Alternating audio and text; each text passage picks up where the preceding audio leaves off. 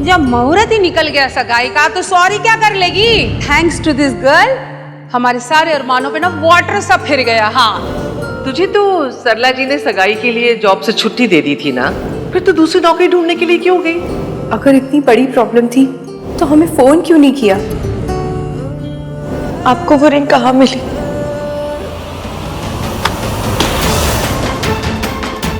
I can't believe कि एक पल के लिए मैंने उस लड़की की फिक्र की, उस लड़की की।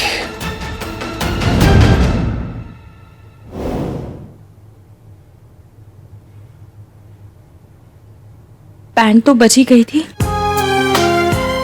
पर अगर मिस्टर एवीएम नहीं होते तो ऐतिहासिक बैंड बच गई होती। पर मेरे बिना कहे उन्हें मेरी परेशानी समझ कैसे आ गई?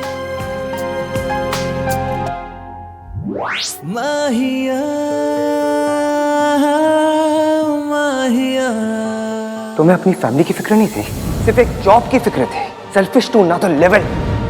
जो लोग कहते हैं ना कि लड़की शादी के बाद जॉब के साथ साथ घर भी संभाल सकती है, वो तीन चीजों के साथ इनजस्टिस कर रहे हैं: घर, जॉब और सारी लड़कियां। चुटकी भर हेल्प की तो मुट्ठी भर इंसल्ट भी तो की, और वो भी सिर्फ मेरी नहीं, सारी वर्किंग वुमेन के अगेंस्ट मोर्चा खोल के बैठ गए। जो लड़की लोगों की भागकर शादी करवाए, उनकी फैमिलीज का दिल तोड़े, वो मेरी गाड़ी में नहीं बैठ सकती।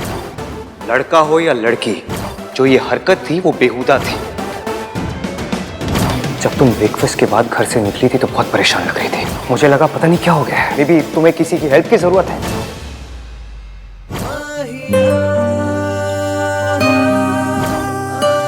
नाम 3 पर पर्सनालिटी 3000। हर दिन एक नया रूप दिखाकर सरप्राइज करते रहते, कभी ऐसा तो कभी वैसे। मिस्टर एवीएम, आखिर तुम हो कैसे?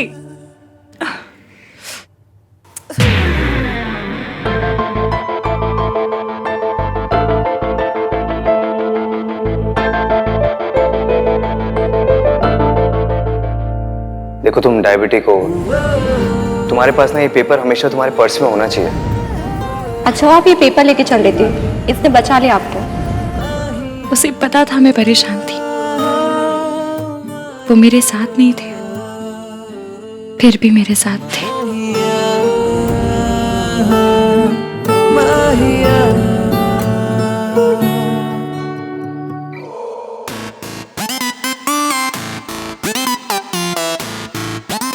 भैया भाई भाई, मैंने आपकी गाड़ी ठोक दी।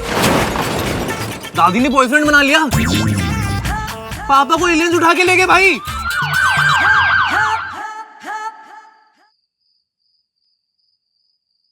इश्की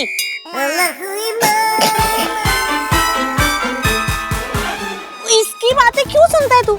अरे भोला तो कुछ भी बोलता है, मत सुना कर। क्या हुआ है भाई? आप ऐसे आहांदा परेशान बने हुए क्यों बैठे हो? मैं परेशान नहीं हूँ। तो आप ये ऐसे ये मुक्का बना के क्यों बैठे हुए हो? तू कब से बॉडी लैंग्वेज एक्सपर्ट बन गया है? जब से आप इतने परेशान हो गए हो तब से। मैं परेशान नहीं हूँ। होना भी नहीं चाहिए। हमारे सोनू की एंगेजमेंट इतनी स्मूथली निकल गई, कोई प्रॉब्लम भी नहीं हुई, तो परेशान होने वाली कोई बात ही नहीं है ना? पर इसकी की एंगेजमेंट में प्रॉब्लम हुई, उसने आपको अपसेट किया, लेकिन उसकी एंगेजमेंट से आपको क्या लेना देना? क्यों लेना देना नहीं है? ऑफ कोर्स लेना देना है। एक एंगेजमेंट दो लोगों के बीच में होती है, और इसमें दूसरा इंसान मेरा बेस्ट फ्रेंड है। It affects me. उस लड़की की वजह से मेरे बेस्ट फ्रेंड को, उसकी फैमिली को, सबके सामने एम्बैरेस होना पड़ा। और तू बार बार उस लड़की को सेव क्यों कर रहा था? अगर सरला आंटी नाराज हो जाती तो हो जाती। कैसी अजीब बातें कर रही थी वो, एंड आई कांट बिलीव आप उनसे एग्री कर रहे थे। एंड आई कांट बिलीव तू अपनी ये महा रैंडम, महा लिबरल, महा मॉडर्न बातें उनके सामने कर रहा था। आप हर वर्ड के पीछे महा क्यों लगा रहे हो? वो बात में वजन डालने के लिए महा बोल रहे होंगे। बात ही इतनी इलॉजिकल है कि 50 किलो का डंबल भी लटका दोगे ना तब भी वजन नहीं आएगी बातों में। रियली? तुझे ऐसा लग रहा है कि मैं इलॉजिकल बातें कर रहा हूँ? और क्या? तूने देखा नहीं कि जब एक लड़की गलती करती है तो वो बात कितनी बड़ी बन जाती है? चाहे वो ढोल वाले को ना बुलाने वाली छोटी गलती हो, या अपनी सगाई पर अंगूठी खो देने वाली बड़ी गलती। भाई आप इतना एजिटेट क्यों हो रहे हो? काम डाउन ना। I can't calm down. Don't ask me to calm down. भैया इस चीपड़े को छोड़ो ना आप। ससुराल मैं जा रही हूँ, ये नहीं। और ये कुछ भी बोले मैं आपकी बात मानूंगी। थैंक्स। हमारी सोसाइटी में लड़कियों को एक्स्ट्रा केयरफुल होना पड़ता है। लड़की की एक छोटी गलती भी पूरी फैमिली का माहौल खराब कर देती है। तुम दोनों को आइडिया नहीं है, मैंने उसकी मौसी को देखा था, वो इतना एम्बैरेस हो गई थी उसकी वजह से। I can't even tell you guys. मैं नहीं चाहता कि हमारी दादी और हमारी चाची को कभी भी ऐसी सिचुएशन में आना पड़े। ये तो अच्छा हुआ भैया कि ऑफिस से टाइम पे कोई रिंग लौट आ गया। किसके ऑफिस से?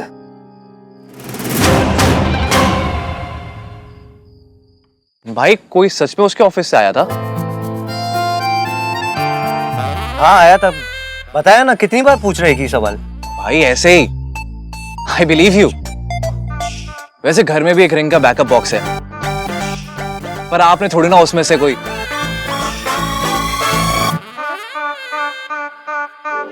ओ भाई साहब! Kartik shut up. मम्मी मुझे कब से बोल रही थी बॉक्स वापस करने के लिए। भाई आपने। Kartik shut up. Shut up क्या? वाह भाई वाह! कार्तिक चुप। क्या? भाई ने इसी को बचाने के लिए सारी हदें पार कर दी। क्या मुझे भी पता। भाई ने रिंग के बॉक्स में से इश्क को रिंग दे दी है?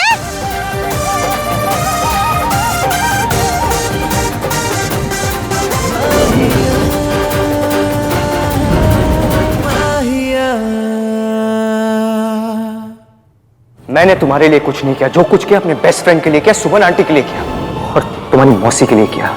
मैं नहीं चाहता था कि तुम्हारी हरकत की वजह से वो सबके सामने और शर्मिंदा हो। उसे मेरी फैमिली की फिक्र है।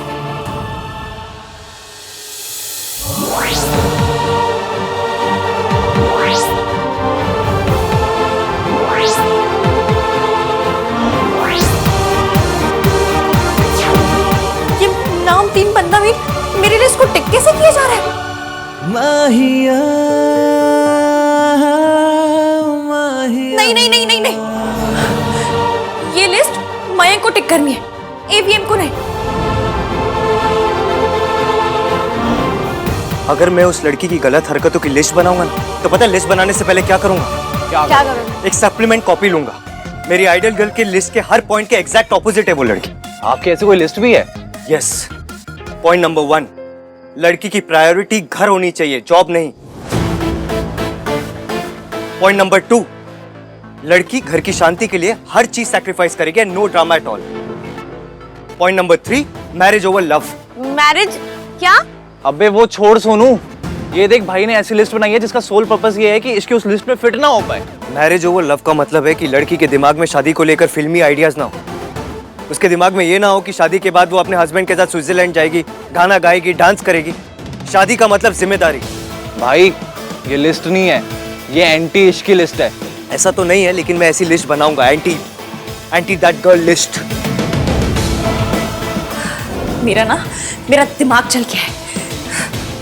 ये लिस्ट सिर्फ और सिर्फ मयंक के लिए।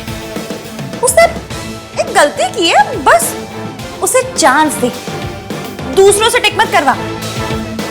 वो भी मिस्टर एवीएम से बिल्कुल नहीं।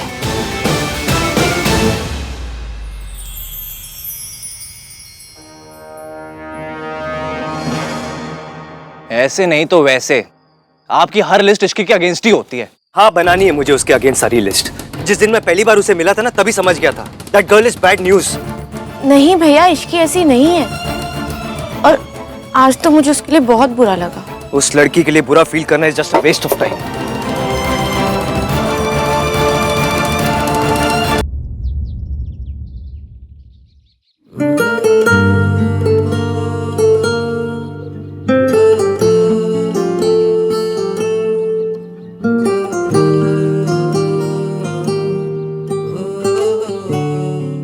What? मुझे पता है आपने क्या किया। पैसा करने की आपको जरूरत नहीं थी, फिर भी आपने किया। Thank you. उस अंगूठी के पैसे आपने दिए, मुझे आपको वो पैसे लौटाने हैं। Oh, so that's why you're here. अपने पैसे दिखाने आई हो? मेरे पास पैसे हैं ही कहाँ दिखाने के लिए, और अगर हो भी तो पैसे हैं कोई डांस मूव नहीं जो दुनिया को दिखाऊंगी। मैं बस ये कहने आई थी कि जो कुछ हुआ मेरी गलती थी।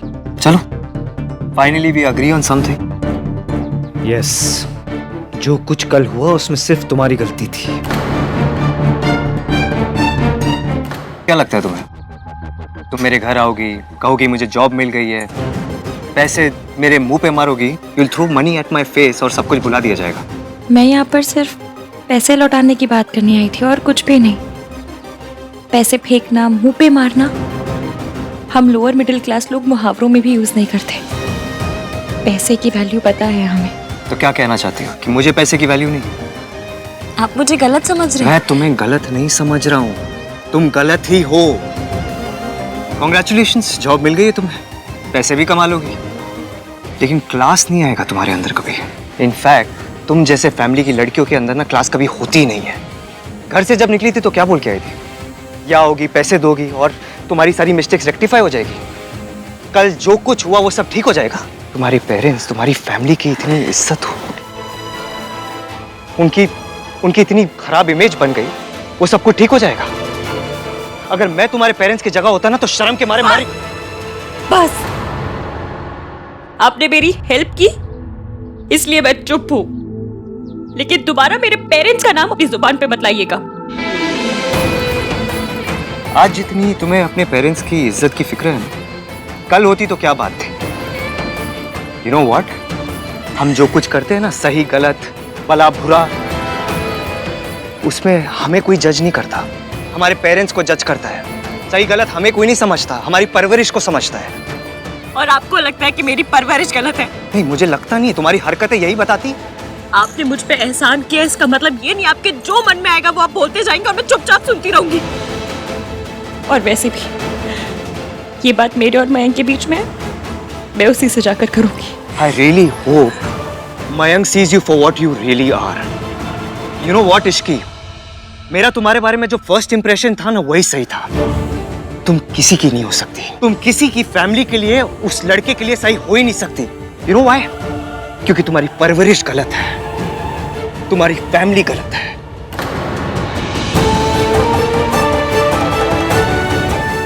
आप मुझे जो चाहे कह देते, मैं उफ तक नहीं करती। फिर मेरी फैमिली, मेरे पेरेंट्स को बीच में नहीं लाना चाहिए था।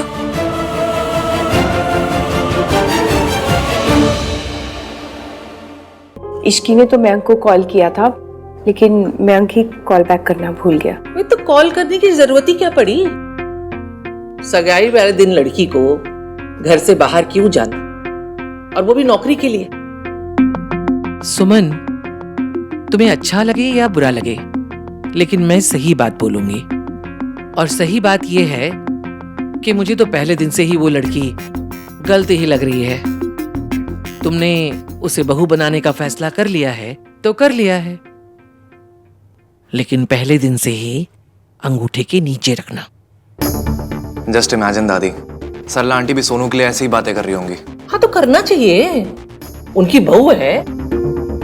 बहू को डिसिप्लिन में रखना सास का फर्ज होता है। मेरी सास ने भी यही किया था और मैंने अपनी बहू के साथ यही किया। ये खानदानी गुंडागर्दी कब बंद होगी दादी? तू ना मेरे हाथ का थप्पड़ खाएगा। ट्रेडिशन नो गुंडागर्दी के अंदर है। गुंडागर्दी नो ट्रेडिशन कहते हो? कुत्ता। एक्चुअली दादी, मुझे पता है कि इश्की का फर्स्ट इंप्रेशन आप पर अच्छा नहीं है, बट वो ऐसी लड़की नहीं है बिल्कुल भी। Sorry to say aunty ji, but usually first impression right ही होते हैं। आहान, तो नाश्ता तो कर ले। भूख नहीं है मुझे। अरे भूख कैसे नहीं है? अब क्या हो गया भाई को? इश्की रेट कर सकते भाई को इतना?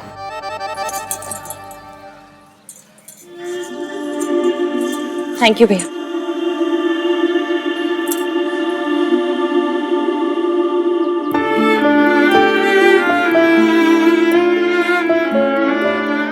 मम्मी, मैं अपना पूरा ख्याल रख रही हूँ। आपको ना परेशान होने की जरूरत है और ना उस मिस्टर 3-in-1 की बातों को दिल पे लेने की। आपने और मासी ने मुझे बेस्ट एंड बेस्ट संस्कार दिए। वो नाम 3 बंदा मीन है ही फीलिंगलेस। जब देखो पेरेंट्स को बीच में लेकर आ जाता है।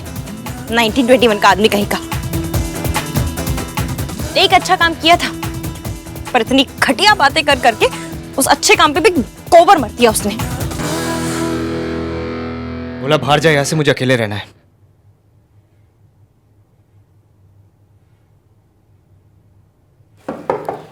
एक बार में बात समझ नहीं आती, निकलो यहाँ से। ये आपके लिए आया था।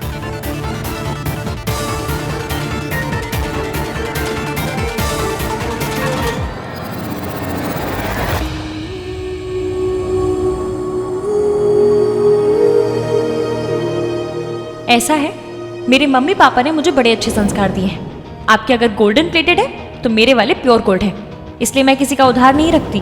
बदतमीज लोगों का तो बिल्कुल भी नहीं। ये रहे अंगूठी के पैसे, और मेरे मम्मी पापा ने तमीज भी सिखाई है, इसलिए ये रहा हेल्प करने का थैंक यू।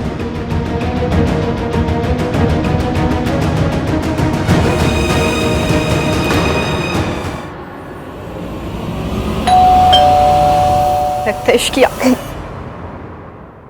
आ गई बैंक से।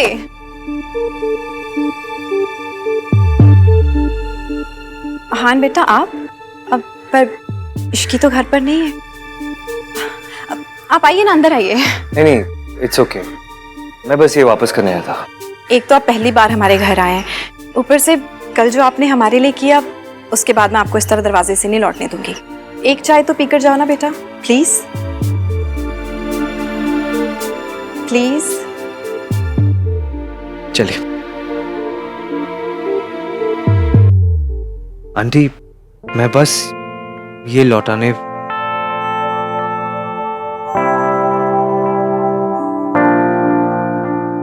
ये इश्की बिल्कुल अपनी माँ जैसी है ना।